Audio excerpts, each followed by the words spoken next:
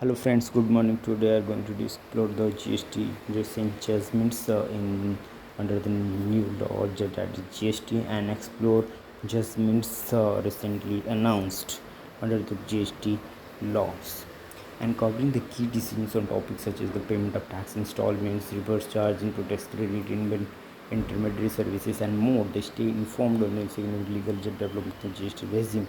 The goods and services tax law is only around 6 years old, but we already have a number of judgments from honorable courts. The much awaited GST appellate tribunal is yet to be constituted, and as a result, the taxpayers have been forced to knock at the door of the courts to seek justice. The judiciary has played its role by pronouncing some significant judgments, bringing much needed relief to taxpayers. Some of the judgments have brought much needed clarity on the contentious issues such as whether GST 3B is a return, reverse charge on ocean freight, refund of input tax credit under the inverted duty structure, etc. with the Honorable Apex Court pronouncing its verdict on these matters. This Article 6 to cover 10 recent judgments pronounced by the various high courts, say starts in Supreme Court under the GST regime as well as the erstwhile regime, the ratio of which are applicable under the GST regime. Section 80 of the CGST Act 17, payment of tax and other amount in the installments of Messrs. KI International India Limited, petition number 10379 of 2020, High Court of Madras. Section 80 of the CGST Act 2007 allows taxpayers to file an application before the Commissioner to allow payment of any amount due under the Act in the monthly installment not exceeding 24 months.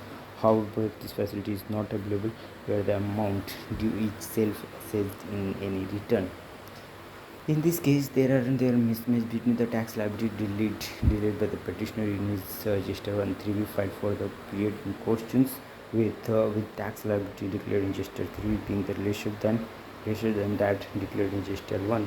The petitioner was served with a notice to pay differential tax liability along with the interest and penalty. The petitioner filed an application before the Commissioner to allow him to pay the differential tax in installment under Section 80 of the CGST Act. The Commissioner rejected the application on the ground that the differential tax payable by the petitioner was a self-assessed tax and sin being declared in Register 1 filed by the petitioner. Hence, the facility to pay in installment could not be granted. The petitioner challenged the above rejection of his application before Honorable High Court of Madras. The petitioner contention was that Register 1 was not a return under register law, and hence the amount declared therein does not amount to self-assessed tax. The Honorable High Court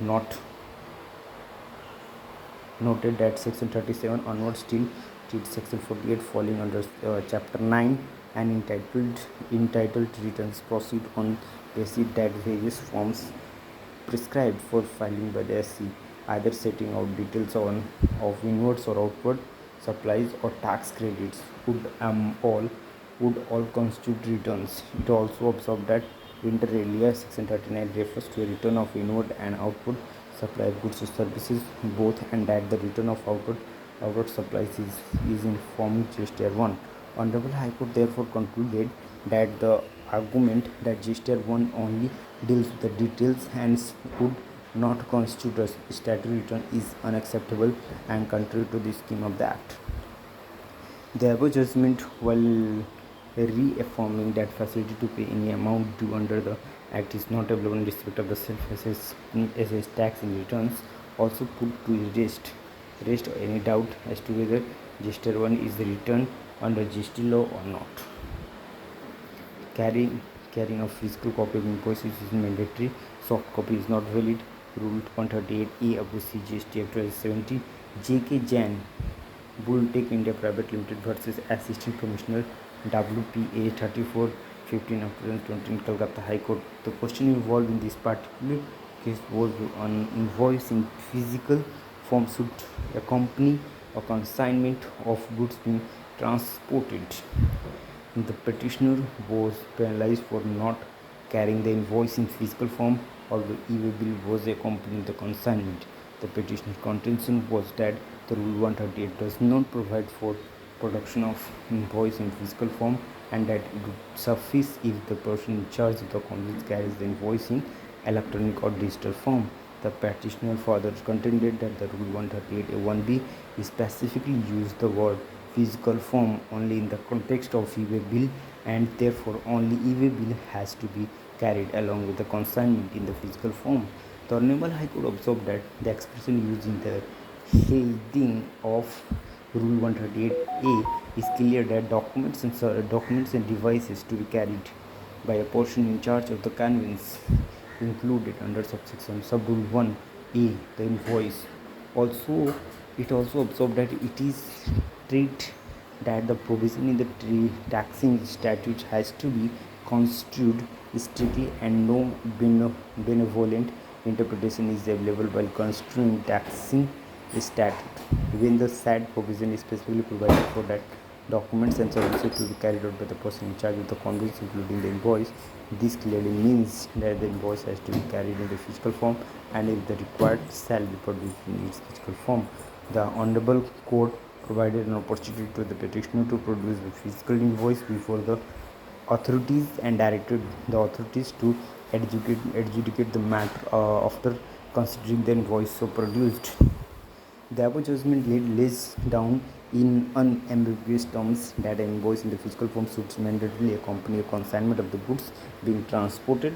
However, it may be noted that in case of the e-invoice, it would suffice if the QR code having the invoice reference number is produced electronically for verification by the proper officer. Attention is invited to Rule 138(2), which provides under in case invoice is issued in the manner prescribed in the sub-rule 4 of Rule 48 of the Quick Response Code, having an embedded invoice reference number in it may be produced electronically for verification by the proper officer in lieu of physical copy of such tax invoice, claiming time barred ITC for the period of cancellation. Elysom Infra versus UOI, Gujarat High Court, special civil application number 23556 of 2022. In this case, the petitioner's GST registration was cancelled, and the petition was filed to get the cancellation revoked. By the time the petition was heard, the CBIC has issued notification number 3 of 2023 Central Tax dated 31st March 2022, which provided a procedure taxpayers whose registration was cancelled on or before 31st December 2022 to apply for revocation cancellation. By 30th June 2023, Honorable High Court, taking the coordination notification, allowed the petition to apply for revocation and cancellation. In this case, the petition registration was cancelled with effect from September 2021 on being pointed out by the petitioner advocate that retrospective cancellation of registration may come in its way for claiming input tax period for the period from the cancellation of registration till the date of restoration of registration. The Honorable Court observed that when the more competent authority considers the issue of the revocation cancellation of petitioner GST registration in the aforesaid notification, the petitioner shall entitled to lose its claim for availment of input tax credit in respect of the period from cancellation of registration till the registration is restored.